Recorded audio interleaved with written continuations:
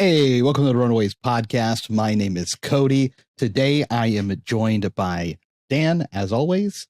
And then we also have Noah with us as well, who was not able to make it on the last episode, really wanted to make sure I got him on here, especially for this topic, because today we're going to talk about, something I've heard going around by a lot of people lately, which is that no one is actually good at Fab yet.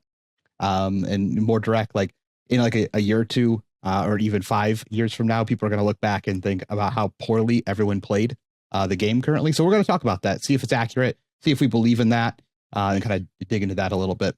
But first, Noah, I know you had a pretty crazy travel schedule recently. You went from Pro Tours to the UK immediately afterwards for work. How was that? It was quite a long flight. Luckily, I had like some of the best airplane food ever. I left at like 10:30. I kind of, I don't know if this is standard among card game players, but I poorly budgeted my time that it would take to get to the airport.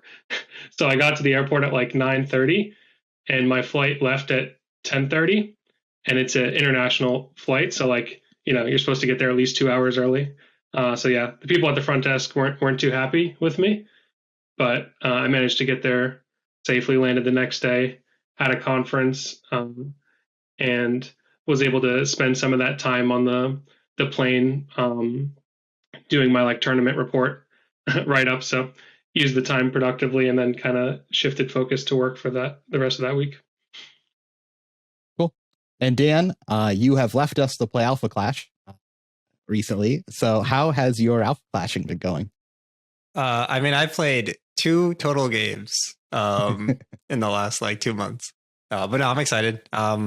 Not fully committed to Vegas yet. They have like a calling tip coming up, but I'm hoping to make that event. And we have a little secret crew of like 10 Flesh and Blood players that are planning to invade and try and spike that event. So that's been fun. I've really been playing Star Wars if I have free time. I really enjoy that game. Apparently, the word on the street was that Peter Ward, I think is his last name, the guy who top 8 at the Pro Tour, has like basically been playing 0 Fab and then top 8 the Pro Tour. So maybe this bodes for your success in Alpha Clash too. You don't actually need a lot of reps to win.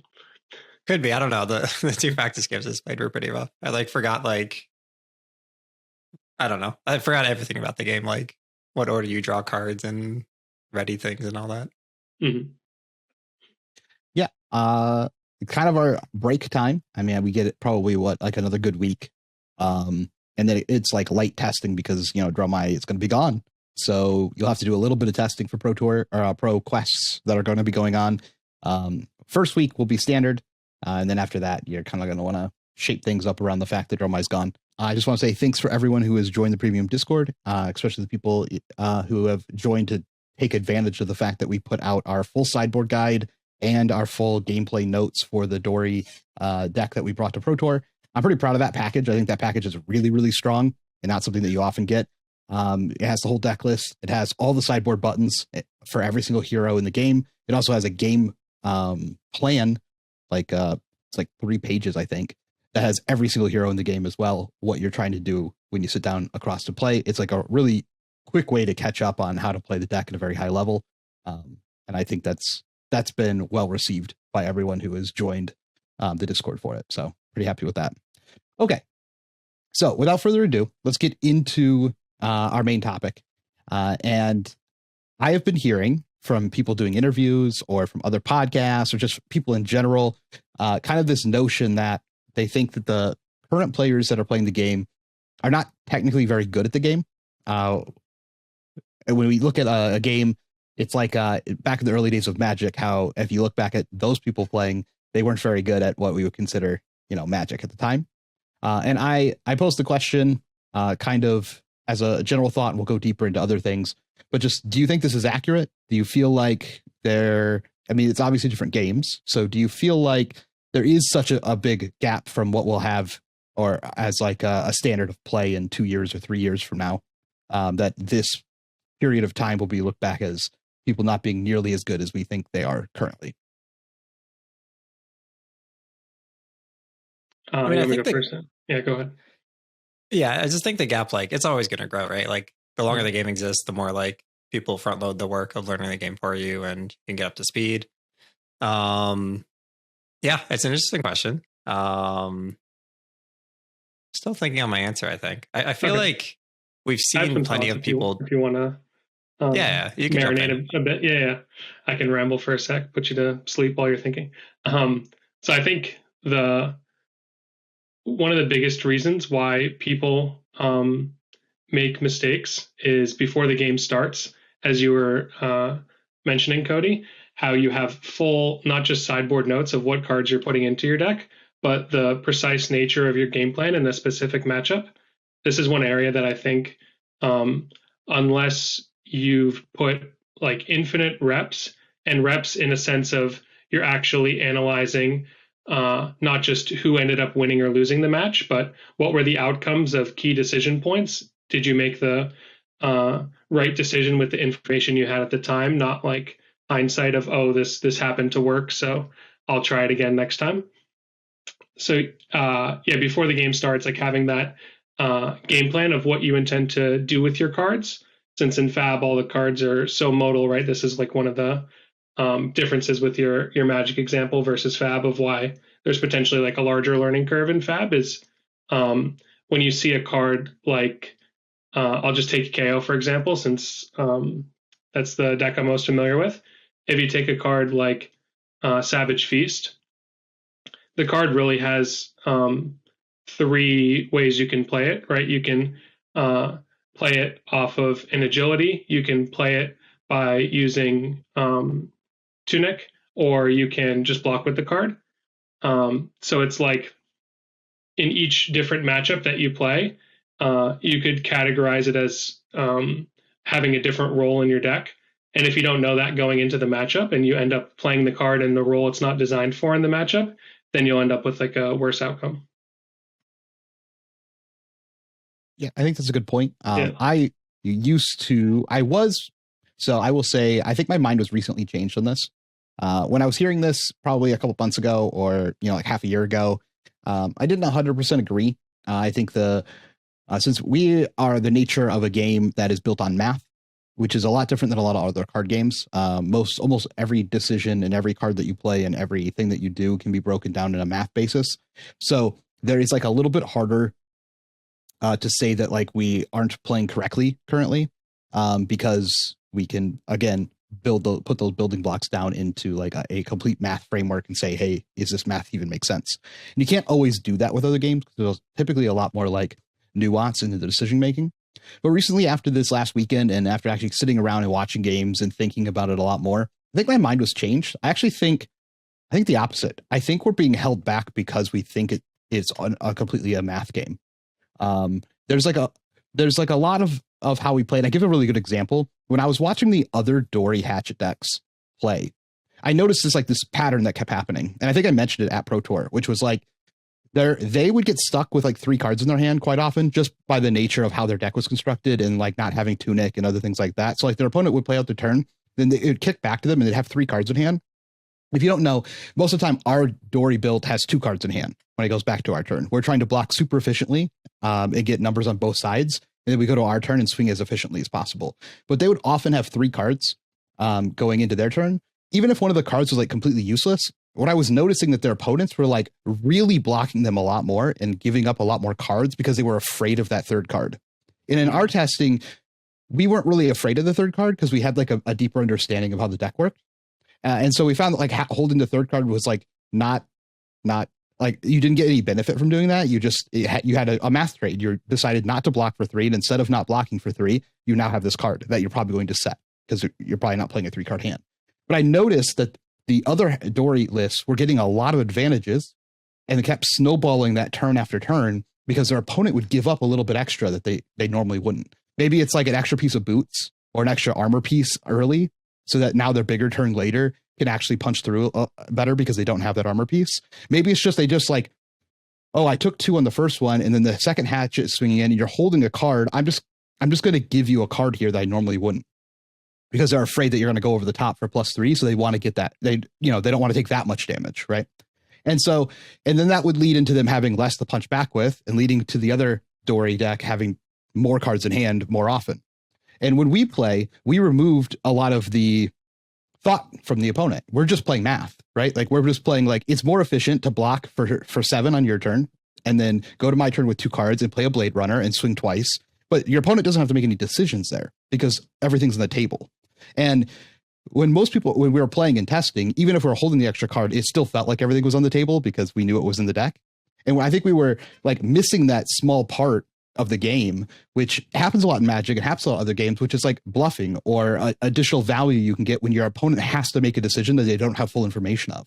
And looking at stuff like that is really what has kind of probably changed my mind on it. I think because we're thinking purely in a math basis for a lot of the parts of the game, we're missing out on a lot of the actual play aspects of the game where you're actually playing your opponent and you're not just playing your cards and you're not just playing your deck. You're playing the person sitting across from them and then trying to make them make mistakes. And we don't really do that in Fab. We just play our cards and see what the math works out to be, at the end of the game. That's typically how we try and play. Obviously, people still make mistakes, with their cards, but we're not inducing as many mistakes. Yeah, I'm curious your thoughts on this. I think the one aspect where people actually do bluff, whether they're doing it on purpose or not, is into something like Kano, where you'll like intentionally hold back cards that may not actually be blue cards, but you're like forcing the opponent to respect the fact that you could have a blue in hand, so maybe they can't combo off and kill you. But in reality, it's like a red that you're going to arsenal.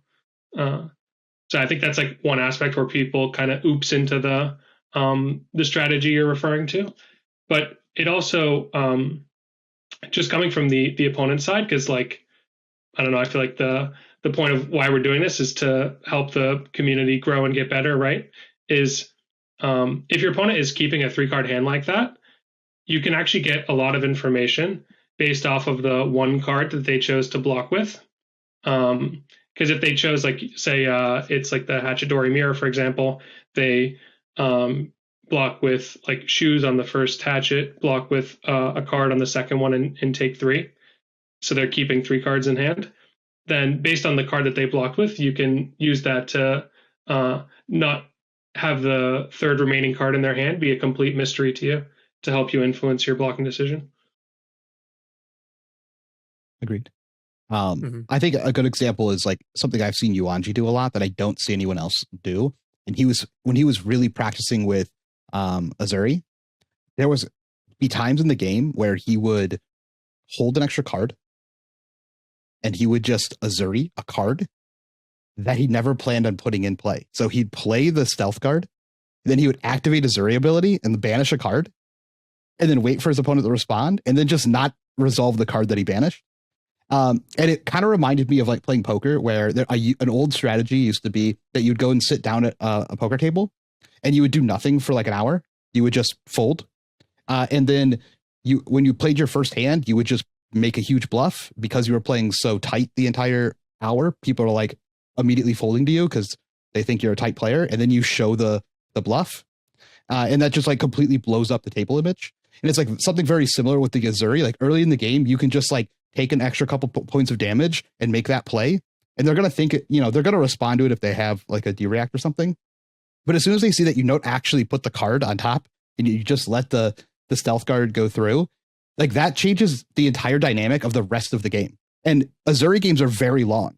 So that means every time you do that play, now you're introducing another thought into their brain, which is, well, is he actually even going to put anything in play? Like, because you've shown that you're willing to do that at the very beginning of the game. And that's like not something anyone does. Like that's not a play that anyone makes currently, but it's something that like can be done. It's a real play that you can do. And it's like a different level of playing the game of where you're playing the game against your opponent, not just playing your 2 decks against each other. And it's like a level that I don't think very many people think about or have gotten to at this point. Yeah, I think it's a great point. And I was going to shout out UNG as well. Like I'll be testing and he'll be like watching me play and he'll just like randomly yell at me for making a play. And I'm like, what do you mean? The math says I should do this. But he's like, no, like you have to think about what you're representing. And yeah, I think most of the player base is like missing that aspect of like representing information and using that to kind of deceive your opponent.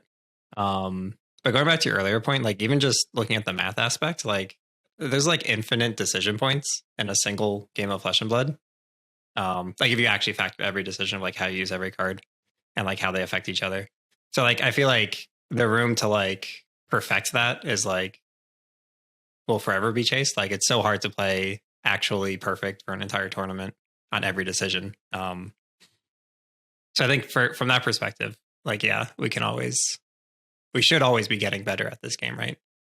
But I don't know. I've definitely had a select few prove to me that they are in fact good at Flesh and Blood in my eyes, because they think of things at a higher level, like things that Cody mentioned there, or with their like game plan strategies. Like when you're playing a game and you notice that your opponent has played in a way that you're now like checkmated before the game's over, and it's not just math. Like that's I kind of feel like when you realize like, oh, they know what they're doing here, right? I mean, I think it's one of the reasons people struggle under Prism. And I had this happen a lot when I was trying to teach some people on the team how to play the Dory deck into Prism. It's just like at some point you have to stop doing math because like it doesn't matter against Illusionist. Like it's just not like it's not real. And that was one of those other sides that made me think maybe math is holding us back. Obviously, math is the building block of the game and like still very important, but there's like a point of going too far. And technically, I'll give the example is like you're playing Hatchet Dory. Your opponent has like a Genesis or some other aura, any aura that you want to say is in play. And then you swing Hatchet at their face. You play a red Blade Runner. And now you have another Hatchet swing that's going to come in for 6. And most people are not willing to put that Hatchet into the aura, right? Because it feels terrible math-wise. It's just like you should take your 6 and you should put it into the person's face. However, the Hatchet should always go into the aura. You should always be clearing, and you shouldn't it shouldn't bother you at all. And now you could technically say that the aura is worth more than the 6 to their faces, and you could try and do the math on auras. I know that Fino and I spent a lot of time back in the original Prism days trying to put a math value on a yellow aura in the Prism deck. And I think we eventually got to around 8 points. It's like worth around 8 points per yellow aura, which is kind of shady math. It's like, it's like pretty hard to do that. But that's like one of those examples of like when you're playing against Prism, like the raw number math just doesn't matter. The overall game plan does. And I think a lot of people haven't been explored that into other matchups. Yeah, I think you can arrive at that numerical value somewhat simply, right? If it's a 4-cost aura, right? It's like assuming every Fab player just averages out a card to be worth 3. It's like you spent 2 1/3 cards playing it, so it's somewhere between 7 and 8 value. So it makes sense to just like, if you're using the math there of Red Blade Runner contributing 6 value to their face versus the aura being worth 7 to 8, then it is reasonable to still, quote unquote, waste the Blade Runner killing the aura. Yep, it just feels bad because you technically could have wasted any other card to do it, and that's where it gets like dubious. I think like another good topic that was brought up, there was like an article linked to Magic Player, and everyone's probably gonna throw a fit at me here, but it was from Pablo Vitor. Much longer name than that. I know he's like, I think he's world champ or something like that. I've seen the name before. I just don't know 100%. But there was an article that was linked that was talking about his rules, and this is kind of where this topic was born from. And it was PV Rule 1, and it says at a high level of play, it is better to force a poor outcome than give your opponent a choice that includes that outcome. And it's a little like esoteric, but basically it's saying like in smaller words, it's just like it's better to force an outcome that has a lower overall value than an outcome that could have a higher value, even if like you're making that decision for your opponent, even if it could include higher or lower variance. And I kind of attribute this to how I play against KO when I'm playing, into their helmet. It's like really, really annoying because they can decide anytime that they want to block for 2 and then rip a card out of your hand.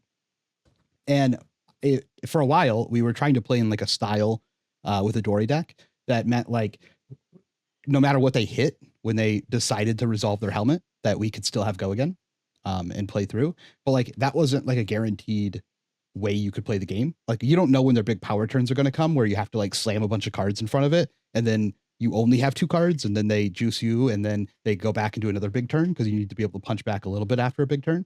Like we couldn't control that throughout an entire game process. And how I started playing into it was like really simple. There'd just be like a turn on like turn 1, 2, 3, like one of these turns. I'm just going to block with 2 cards in my boots and go down to 2 cards, and I'm just going to give them 5 value for their helmet.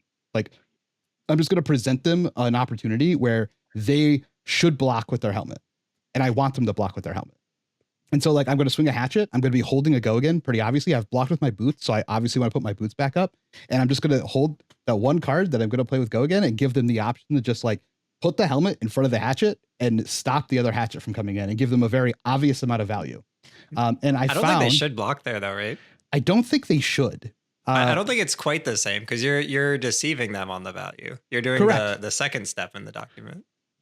Well, I'm presenting them with the opportunity that they're technically looking for, right? Like this is what they want, right? They want to be able to stop the second swing, but I'm doing it on like an environment that's like what I want, essentially.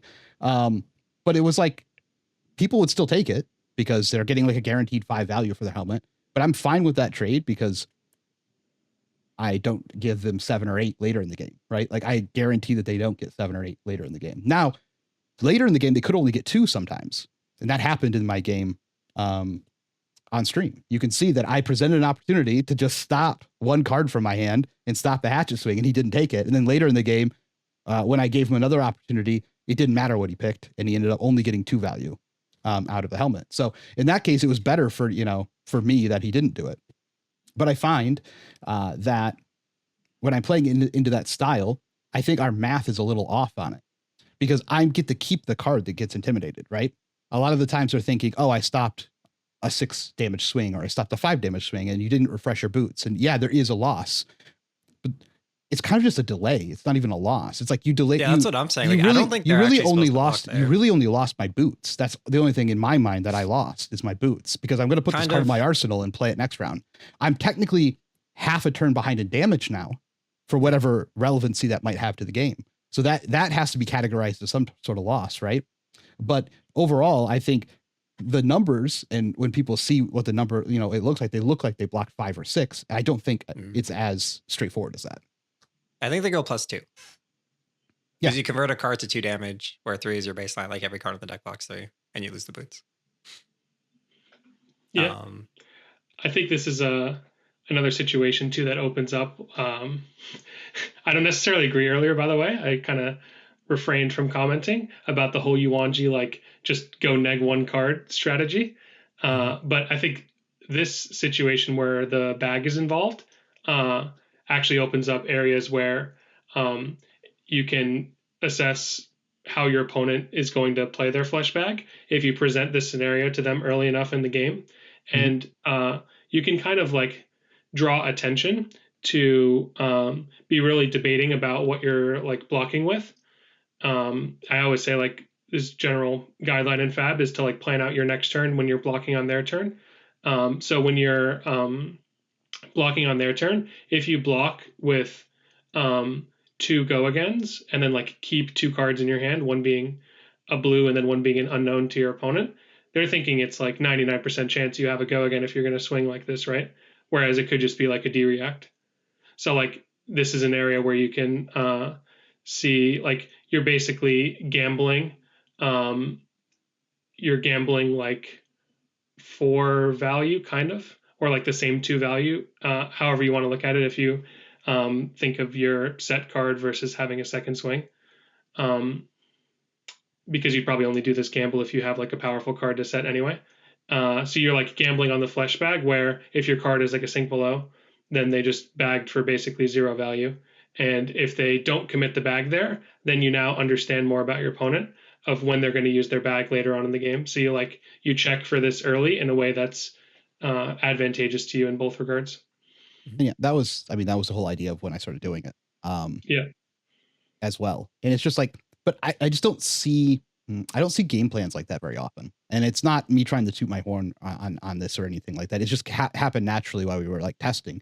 But it was like another little dig into my brain of like, there's more we could do than I think we're currently doing than just playing the math hands at each other, right?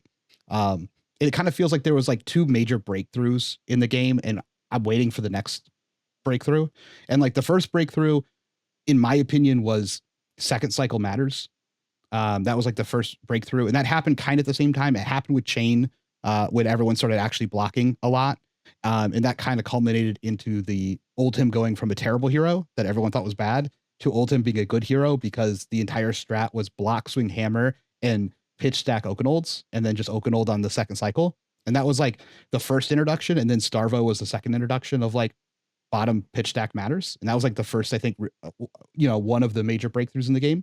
And then the next one was definitely the Icelander deck because that was the math matters deck, in my opinion, when they started putting Wounded Bulls into Icelander.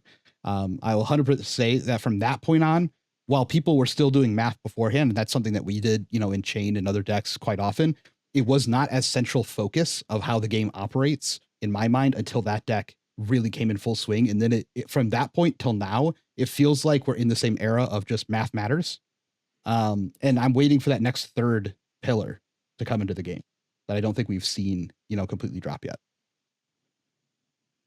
Yeah, I think the thing with the Icelander deck too is that it asks your opponent a lot of questions, which I don't think most decks do right now, besides like maybe Illusionist. Like that's why our Nationals file list was so good. Like the whole deck was just built around asking at least 2 questions a turn of your opponent.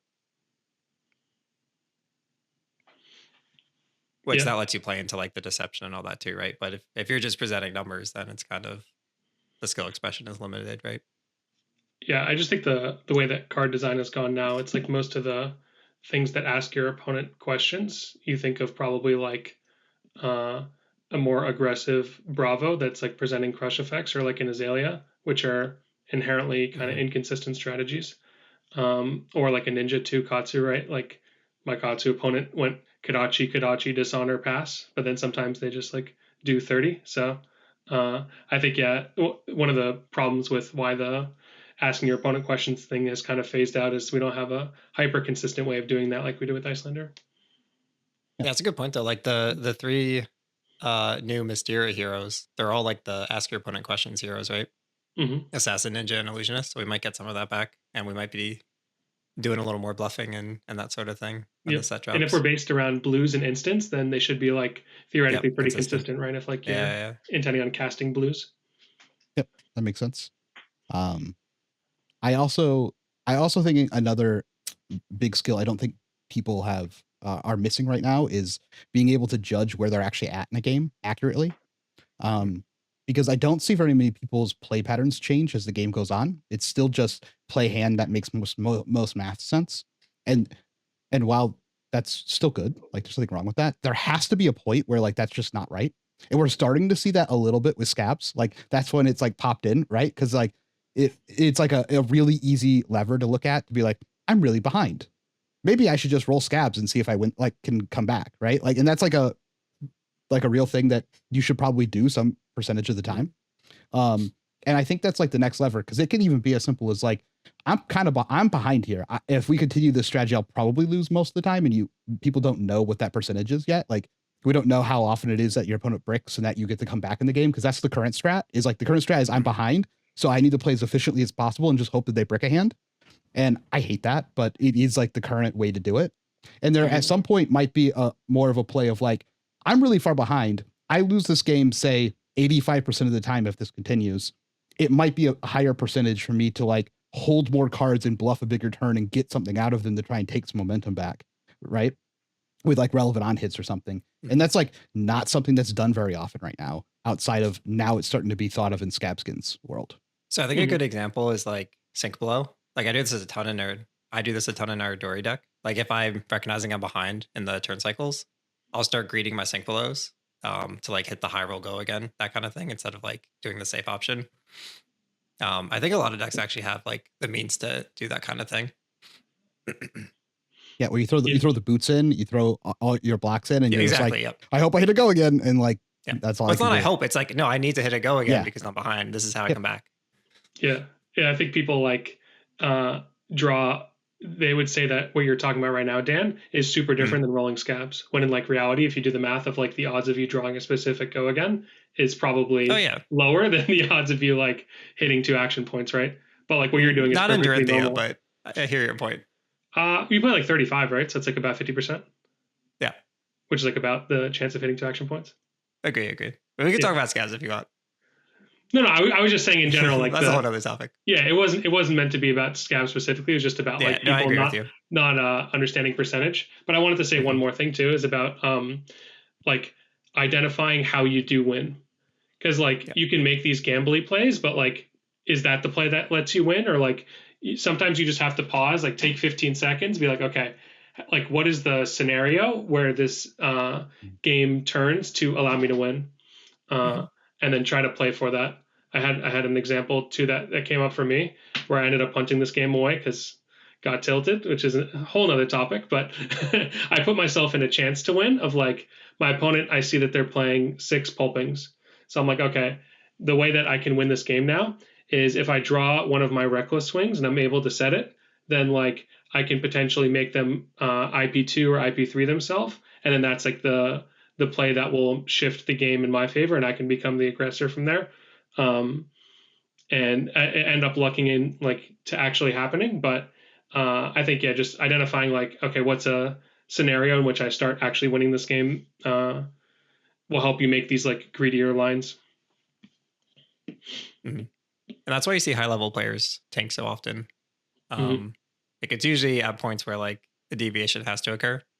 So it's like one, recognizing like, okay, what does winning look like? And then you have to kind of like foresee the next couple turns, like how they have to play out for you to get there as well. And then you have to calculate like how likely are these things to happen versus this line and that kind of thing.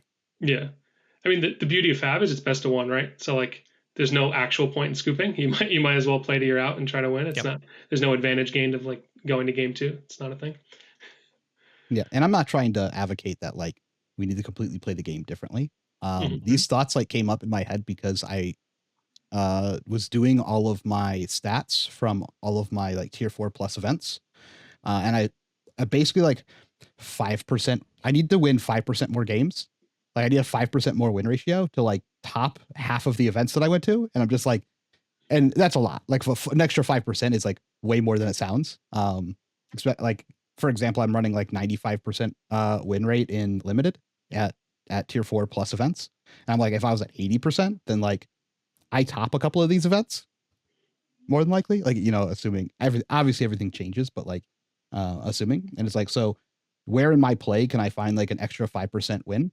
And it's like really led me to like start digging into these other type of plays and ways to think about the game that like I just don't think we've been doing previously. It's just been like play the deck with the best math, and there has to be more. And obviously looking at the 2 different Dory decks play is like really shine that light on it, because like they were getting a lot more cards of their opponent's hand to do like doing absolutely nothing. And I was just like, there's something there.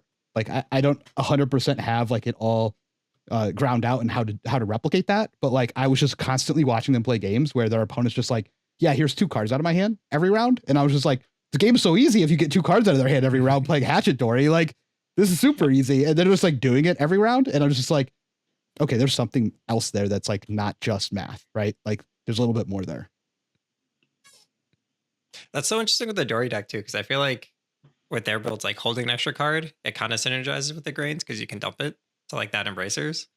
But it's also like if they have grains, they can't use the extra card because they don't have Tunic to get the 3rd swing. Yeah. Unless they had like a Vigor to start. So I was like, I don't know.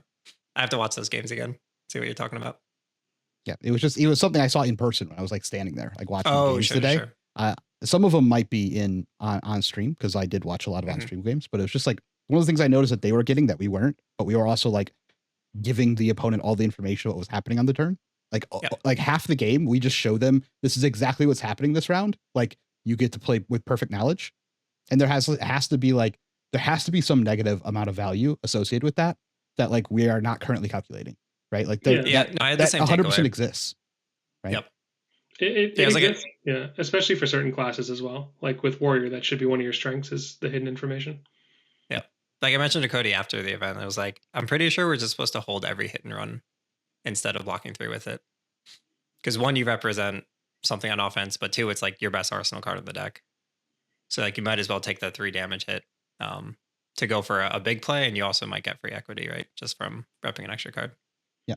But that's the type of math that I don't think is being done by almost anyone right now. I think it's also like the next level of that is you're supposed to vary your pattern too, right? You shouldn't just keep every hit and run, but your tendency should be to keep more because you've determined it's mathematically better. But if you do it every single time, then you're predictable. So you shouldn't do it every time. Okay. It was like an example. Like we Yeah. should be considering keeping cards instead of just doing the math and the we'd rather block than attack thing, right? Agree. I your just point. find that this is like another common thing of holding fab players back is being too like rigid and like, oh, they said hold every hit and run. Okay, I'm defaulting. I got to hold every single hit and run. I can never block with them. I always have to set them. Yeah. Heuristics are good, but you need to know when to deviate. Agreed. Yeah. Heuristics are for when you don't know what to do. Like that's how. That's a good way of putting it. That's always been the thing that I've struggled when I was like talking to people about heuristics. I'm like, it's not the thing you always do. It's what you do when you don't know what to do. Yeah. Because in 99% of situations, you should know what to do. And like it, but when you're unsure, then you go with the heuristic because more often than not, that's correct. Yep. But yeah, I just think it's something that I want to incorporate into like the next cycle that I'm working on is really thinking about things a little bit more in this vein, or some opportunities for these sort of things. Something we should have done going to the Pro Tour would have been like, what if we just hold all our hit and runs? Like we should have like had a way we should have tested that, right? Like it should have been part of the strat testing, but it was like, that's not math. Like, you know what I mean? Like that's just, it's to be simple enough. There's a lot to do during a cycle, right? You can't do everything, but it's like another thing to just keep to add to the playbook of like, would we have a deck that we're in this spot with? And like, we can start testing this thing, doing this or doing that, and like seeing what kind of equity we get when we do those type of plays. And I think that's just like the next part of the next evolution, I think, going into, the game maturing. Cool. So anyone else have anything on the further to go on the topic of that we've been talking about? I'll just say it's also why like we all love Flesh and Blood, right? Like there's so much room for continuous improvement and like exploring new avenues to win games and strategize and all that. That's what makes the game so good. Yeah. Yeah. A lot of stuff is like kind of figuring out that because some negative result happened, I reflect back and think, okay, like what could I have done differently? And then that's where I develop the new skills. One that happens quite often in KO, and kind of it happens a lot in Heavy Hitters Limited in general, is with like the new wind up cards being instant speed. And if we keep getting more instant speed cards and part the misfail, it'll be something that happens too, of just like always pausing to think. If you like send your whole hand at your opponent, they like block out, and then on their turn they're just like trying to pass back to you, of like drawing up your hand, taking a second to think. So that way you're not like telling your opponent, hey, I have this wind up because I thought this one turn, and then for 3 straight turns I was like, no, pass back to me, it's fine. So yeah, little things like this that you may not identify as like a misplay in the sense of a game, because it's not like a actual mistake, right? You didn't do anything like wrong or negative math wise. It's just like you're basically telling your opponent that, okay, when I pass back immediately, I don't have a wind up, and when I think, then I do have a wind up. Yep.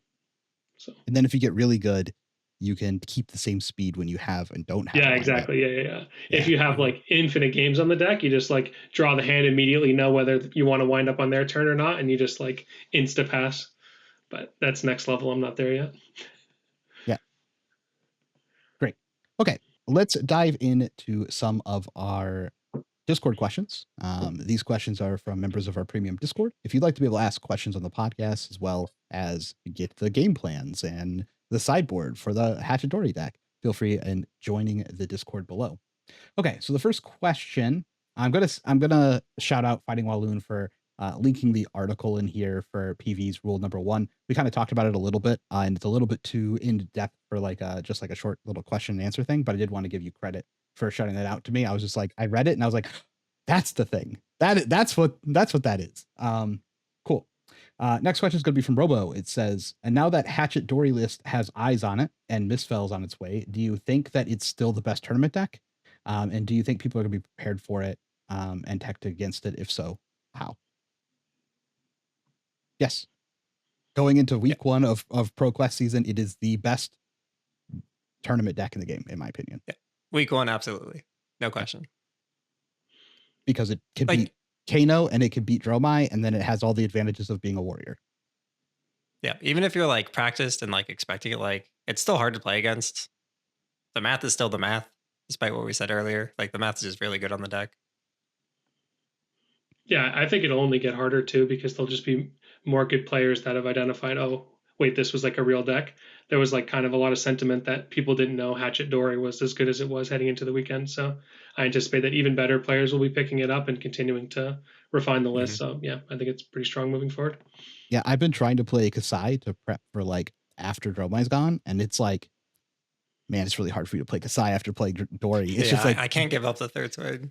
Not having the third swing, like once you get used to it, you're just like, what am I even doing on my turns with these stupid, terrible weapons? Like now I'm just like, well, maybe just put hatchets in and it feels better. Cause you're just like, I swing for 2. Like you play Take It on the Chin and then you're like, I swing for 2, I swing for 2. Why would I play this deck? This deck's terrible. Like if you go on your turn, you're just like, I blocked for 1 million and then I like swung for 5 or swung for additional because, you know, everything hit. Or now because I have Take It on the Chin, I can threaten a third swing. And you're just like, you can't do that, you know, with Kasai. It's been a hard adjustment to the point where I'm like, maybe I don't want to play Kasai. It's been spoiled with hatchets. That's where I'm at. But yeah, I think post Dromai leaving, it gets interesting. I think it depends on how well you can tech your Dorinthia deck for like the brutes, which I think you can tech it pretty well once you get rid of the Dromai tech. I mean, Kasai is definitely better into KO than Hatchet Dory is. Hatchet Dory can be better than how our build is currently. We sack some points into that matchup to be able to beat Dromai pretty consistently. And so that could get better in that aspect. But I will say playing as Kasai, it feels like way easier into KO personally, because you also have big power turns as well. That can be done on less I think cards. Victor gets a lot easier too as Kasai. I agree. I don't think anyone else is ever going to agree with that statement that you just made, but like I agree. Really? Yeah. Everyone thinks everyone thinks Victor. I thought Victor was like free for Kasai, but it's like pretty hard for Dory. No, everyone just thinks Victor rolls all the warriors. Yeah, that's because they pop their gold to draw a card. Yeah. You got to raise an army, guys. Or you just wait till they run out of cards that say block on them, and then they have to play the game as a bad deck, and then you're like, yay. Yeah, so you just like a card called Hot Streak. It's a pretty good card. Yeah. The deck's only good if they have block cards, and then as soon as the block cards are all gone, then the deck's bad. So yeah, they're just playing Betsy. Yeah, just wait. Just wait until all good cards gone, and then play the game at like a reasonable health total. There you go. That's how you beat it. Done. Okay. Pappy's asking what counters Hatchet Dory, and then it says, "What are the top 5 decks you expect in the next big tournament?" Unknown, because a whole new set is coming out, so legitimately can't answer that. We got some friends overseas. They have the Calling in Poland, which is happening before the new set. Yeah, it's Calling. I guess that's post Dory, I assume. It's post Dromai leaving, but pre the new set. Or Dromai, rather, yeah. Yeah. Okay. I mean, it's the same meta, right? Probably. I think it's like I actually have some thoughts on this. I think we'll see surprising, because I think Europe also loves Assassin. I think we'll see like a lot of we're seeing Ninja, 100% seeing Ninja. Yeah, it's going to be Ninjas and Assassin. There'll be a lot of little Europe. Yeah, attack for 1 go again. So yeah, I think that'll be the one change. Is like Assassin and Ninja will show up much more representative than they are now with Dromai Legal. Yeah, there are 3 I think main Dory and decks KO stay on top though. that counter Hatchet Dory. 1, Slab Dash or Tree Frog Dash, whatever one you want to call it, but Slab Dash. Yep. Number 2, Teklovasen. Teklovasen is very, very hard, if not impossible. There's a couple more. 3, Second Cycle Kano. Very, very hard, especially if they have D-Reacts in their deck. That is like basically impossible if they have D-Reacts in their deck. Unlucky. I mean, also, shoot, I'm drawing a blank. Azalea is very hard. Hard, but not it's, in my opinion, not a counter. Not as much I think as it is like if you're like Dash, one of the best Azaleas, but that's fair. I would just put a OTK Viscerai in that category then. Yep, OTK Viscerai. Like true OTK, not like attack in the middle of the game and give me a chance to win Viscerai. True OTK Viscerai. Yep. So a lot of French decks, right? A lot of. Okay. Next one from Mike from Blackout Party says, looking back at Heavy Hitters Limited, what is one functional change to a card that you think could be changed to help balance the format? I have a bunch of these, so if y'all go ahead, because I have 0. I think we answered this on the Lost episode as well. Yeah, by the way, the Lost episode is going to come out on Friday, so it's going to come out. It's going to say Lost episode. We're just slamming it out there. So good luck with that one. Well, I'm bad. I haven't seen the Lost episode, so I have no Well, context. no one so has. forgive me- It's only forgive Dan me and if I- myself. It's just Cody and I talking for like 30 Oh, okay, minutes okay. before the pro tour. So yeah, we'll see if we have some of the same ideas. But Mike's question was about changing cards. So I had like 4 ideas. I'll try to make it quick. The first one was about like the reprints. So I personally think Adrenaline Rush and Lunging Press were like kind of pointless remakes or reprints in the set. Like Adrenaline Rush ended up being sort of okay. We kind of figured out towards the end that it was like maybe playable in Warrior, but it was just like absolutely abysmal in both of the other 2 classes. And even in Warrior, it was like your deck had to be made to work with it. So I would have like leaned in more toward the like token game plan. We had like Prime to Fight was like a majestic that cared about tokens blowing up, and we have like the Dabanot out as another card that like like spams a bunch of tokens. So I would have made like a 1 cost attack that like I would have made a new card basically instead of Adrenaline Rush, like a 1 cost attack generic base 4 that says it gets +1 for each differently named aura token that was destroyed on your side of the field this turn. Max of 2 just to balance it for constructed, so you didn't have like people going crazy. But basically, it's like a card that could be a potential 1 for 6. So it's like still in the same strong category as Adrenaline Rush. But it would be a 1 cost attack, which is something we didn't have at all in the set, which I felt was kind of like awkward in both Brute and Guardian, where like if you just had a random Vigor token but had to block out the turn, you like couldn't do anything with it. Whereas in Warrior, like a random Vigor token was like crazy strong range, just print 2 damage. So I think having like 1 cost attack would actually have helped a lot in the set, like from a generic standpoint that all classes could get. Yeah, I don't disagree with that. Okay. I didn't expect you to violently disagree, but no, I don't think it needs it. Yeah. But I think a generic 1 cost would have been nice. Yeah. I will say Adrenaline Rush was my band-aid for my bad decks. Like if my deck was like truly bad, I was like slam 1 red, 1 yellow Adrenaline Rush. My whole game plan is to resolve both of these for the effect. And then like it actually works, which is kind of silly. Yeah. Another thing that I thought of was instead of in the same vein of like reprints, instead of reprinting Pack Hunt, I think to give Rhinar more like play, because it was like I think 85% is even generous of like the time your Brute deck should be KO as opposed to Rhinar.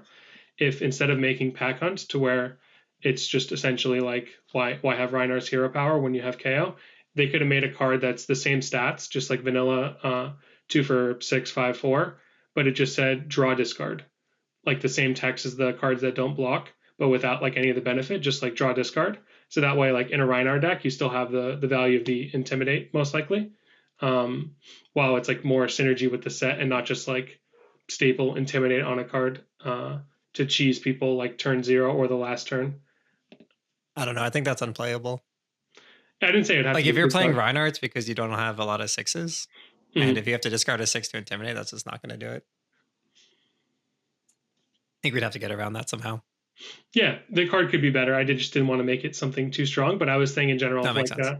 Another like just make it a Rhinar spec. Make it a common Rhinar spec. 2 for 6 intimidate. I don't think they've ever done that, but like I would be totally fine with it just being a card that goes around that just says like Rhinar intimidate. Like that's it. That's just, it's just Pack Hunt that says Rhinar on it. Yeah. If KO -1 power. Obviously, I'm a little biased because like I lost one of my matches to just double Pack Hunt and at Pro Tour from 6 when my opponent's at 1. And so like, yes, no Pack Hunt makes me very happy. Yeah. Pack Hunt's such an absurdly powerful card. Yeah, it just like it was such an outlier in terms of like what the other cards were doing and the fact that it also like blocked through is just very silly. No, I like taking that away from KO too.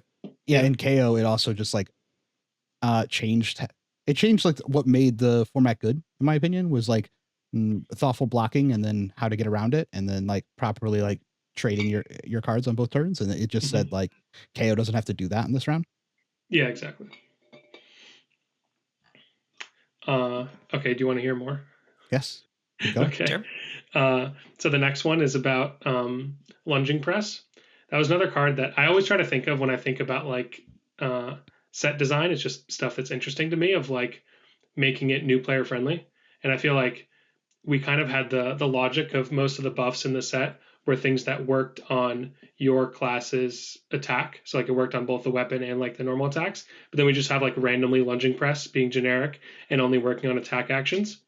So I was thinking like more thematic in the set to make a red react, like it only comes red, kind of how lunging press only comes blue. So a red react that buffs any of your attacks, so it can be like weapon or regular attacks, by +1 for each differently named token currently on your opponent's side of the field, kind of like a down but not out concept. It's like if they have like an agility and a vigor, you like play this and it gives your attack +2. So it's kind of like something that would have interesting counterplay by the opponent of like they knew, okay, I have 2 tokens on board, my opponent's attacking and keeping 1 card in hand. There's a chance that they like give it +2 because I have 2 tokens. And Blocks it'd be 2? like, yeah, red 2 block attack react, exactly. Yeah, sounds terrible. Yeah, it's terrible. Which is great. Press, which is great. That's why I'm saying it's good. It's like good because the card's yellow terrible. though, so we can see it in second cycle and like counterplay it. Like, oh, I got to break my tokens because I got to not make tokens because I know the react's coming. Yeah, exactly, something like that. I just think it'd be cool. It doesn't have to be a super strong card. Just like I'm with you though. Yeah, I like that. I think the lunging press, it's unintuitive. Even if it was just like a new lunging press that just worked on everything, that would be fine as well. Yep. I definitely say that there was definitely some times early in the set where I was like lunging press my Saber, and they're like, you can't do that. I was so excited to wheel that in my warrior draft. I was like, oh, it's a blue non-attack and it's an attack react. This is so good. Yeah, super. I had like one attack in that deck. Yeah. Okay, last one is for Guardian. I felt over the top. It's like the one that says it has overpower if it has more attack than its base. That card also just like kind of made no sense. It felt out of place. So I was thinking that would be better if it had an on hit of like how the other ones have on hits, but this one's on hit was to destroy an aura token on your opponent's side of the field. So it'd be like a way of actually combating your opponent proactively if they had like an agility set up, vigor, might, whatever. Yep, ship it. It can also destroy all of the auras. Tokens. Well, that card already exists. So I was thinking it's like, the baby version. Yeah, baby version that costs 3. I think that sounds sweet. Yeah. So there are my ideas. If they ever get slotted into a future set, LSS is spying on our podcast. Yep. No, I would ship all of that. Yeah. Except for the Reinar thing. You got to add the spec to it. Yeah, the Reinar one. I started off weak. You gotta build up. Yeah. Renzo, next question here says, would you consider Great Axe in the sideboard and against what deck? No. And I have no idea. I love, it's my favorite weapon in the game. It's my favorite weapon that's ever been printed. I actually had a pod. I was actually on Fresh and Bud's podcast this week, which will release on Thursday. And we talked about that. That was my answer to the question, what's your favorite weapon of all time? And it's Decimator Axe is my favorite weapon of all time. But I do not see any matchups I want this weapon in for the current way that the Dory list works. Even post Dromai, I just don't know what matchup I want to play Great Axe in. Dan, do you disagree? I'm taking your word for it. I didn't play any Great Axe Dory really. Like I maybe played like 2 or 3 games. There are 100% matches that I want to be Decimator Great Axe Dory in, but I can't with the current configuration of the deck. You lose all the things that make the deck winnable by playing it. Like you need refraction bolters. Like you need to be able to threaten the second swing. Like you need sharpened steel to be able to like pump it. Like you need these other tools, and you need more shunts to be able to take advantage of the fact that your hand now blocks for more than it's supposed to be able to block for. And like without these other tools, the Decimator Axe Story deck doesn't work nearly as well. And so and because you don't have room for all those tools and it wouldn't be worth it for those matchups, then it's like, there's no point in playing Decimator Great Axe. Yeah, I could see it being like Dromai, where it's just like, we cannot beat this deck unless we do something drastic. And maybe Great Axe will be the answer for one of these new heroes or something. Maybe. Yeah, I feel like if you want to play Great Axe, you should just play Slapdash. It's like kind of the same thing, right? You shoot for 2 and 2. They have to give you a card on one of the pistol shots, so like their card's only blocking 2. Yeah, but shunt though. Yeah, or you could just play Great Axe. Yeah, because shunt though. Forget hatchets. I guess. I don't know. I'm not a believer in either strategy, so I don't have that strong a feeling. That's just because Great Axe is bad into KO. Yeah. Yeah. If it was better into KO, I'd be playing Great Axe Dory right now and not Hatchet Dory. But like Decimator Great Axe doesn't beat KO, so the end. Okay, and we answered this on the Lost podcast, but we can ask it again here. By Dub, it's going to say, if your main goal is to improve and learn from every match you play, what are 3 questions that you ask yourself after each game when reflecting on a match? You want me to go first? Yeah, I'll let you go first. Yeah. Okay. So the first thing I do, we were kind of talking about this before we started recording, is to look at the state of the equipment. So if we're talking about strictly like what happens at the end of the game, I assume you mean like not necessarily after you've entered the result, but like when the game is nearing its conclusion as well, is just like evaluating the equipment on both sides of the field and reflecting back to how you used your equipment, whether that was offensively or defensively, and thinking about based on if you have a game plan, okay, did it align with your game plan, or did you have to make some on the fly change because they did something you weren't expecting and you ended up like not getting a lot of value, like what Cody was talking about earlier of the flesh bag, right? I think it's one of the easiest equipment to identify whether you got value out of it or not. Is like if your game plan is to flesh bag them if you're playing into warrior, your plan is to flesh bag them on a turn when they are just repping one card in hand and you think it's a go again, but they never sequenced their hand in such a way where you could do that, and then you ended up just randomly throwing it away for 2 value later on in the game. That's like one thing you can identify. Another one would be like your Apex Bone Breaker, right? Like, did you block in such a way where you got a might off of it both times, or did you let your life get too low to where you just had to block to not die at the end of the game? So I think just let's be honest there. The only time they're blocking with that arm piece is when they have CNC in their hand. I swear, every single time I see that card put in front of another card, I go, they have CNC. Okay, let's go. And every single time they have CNC. Yep. So yeah, another reason why people should be varying their patterns. Like, I don't know, CNC for 7 is kind of a meme when your opponent plays Dynamo, but it's a different conversation. So those are just like ones that are top of mind. In terms of like being defensive with your equipment, are you throwing them away too early? Did you hold them for too late? Because that's like the thing that's easiest in your control because it's face up, right? There's no like draw sequence that influences really when you're getting value out of your equipment. It's something that is easiest to be in your control during the match. I think those are good points for sure. I mean, that's like, that's the one that's like easy to identify. Every time they block with that arm in a spot that I'm like, why are you blocking here? Like, this doesn't accomplish anything. It's always because they have CNC and they're like, I want that 7. I want that 7 though. So I think that's funny. That was obviously their game plan going into that's like a heuristic that obviously a lot of like KO players have, and it's pretty funny on the other side that you just like you're kind of giving up too much information if that's like the only way you play. Yeah, exactly. This is the perfect example of illustrating my point. Like maybe it's actually proper in this matchup to use them to just block a 2-power hatchet to deny a 3rd swing, for example, and like that's actually worth more than your fake CNC for 7 being taking 3 cards when they have shoes. And yeah, I would just say it is. Yeah. Like on the hatchet, you're at least like blocking the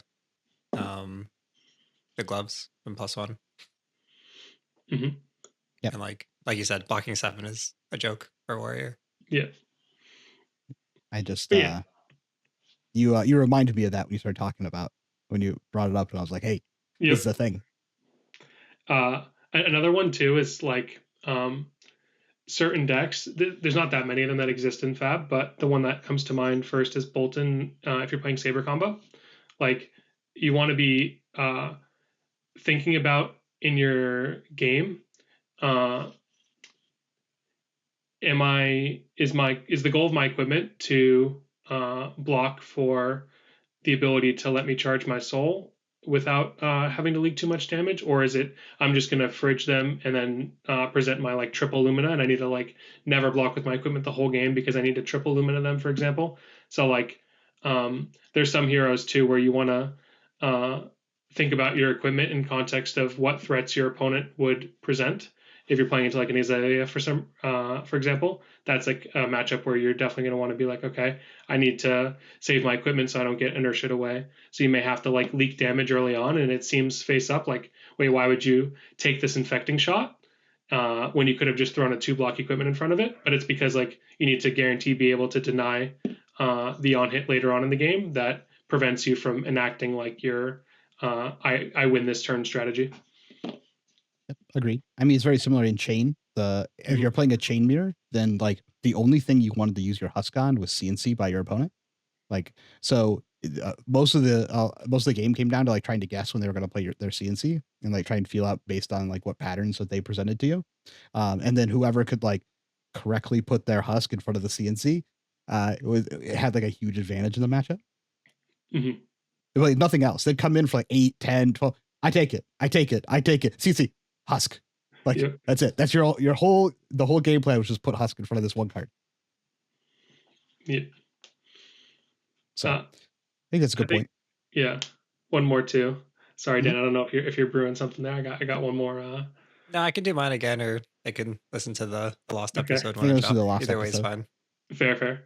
So yeah. So the other one is Tunic. Like so many decks in the game play Tunic now. So I think something to reflect back on. I always try to think about. This is kind of like two-pronged topic.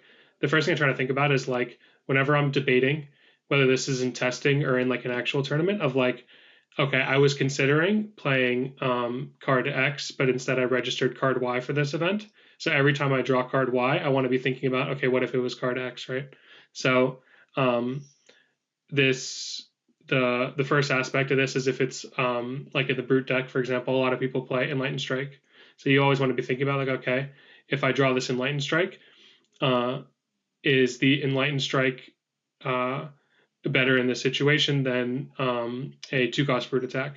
Or if I draw this 2-cost Brute attack, is it better than an additional wind-up that maybe lets me play my whole hand, whatever? Just always be thinking about the cards that if you look on like my maybe board in February for all my decks, it's like 200 cards, because I'm always thinking of like, okay, like what are the other cards that could go in these like 15-ish spots is kind of the sweet spot I feel in a deck in Fab of like the cards that are not 100% locked in, set in stone, that are somewhat mutable. So just like thinking about in game of like, okay, if this card was the other card, you want to constantly be improving your deck for the next event that you enter. So just be thinking about those other cards and spots. And where this goes to Tunic is building your deck. Like I think our team did a good job of finding the exact amount of cards to where you use your Tunic.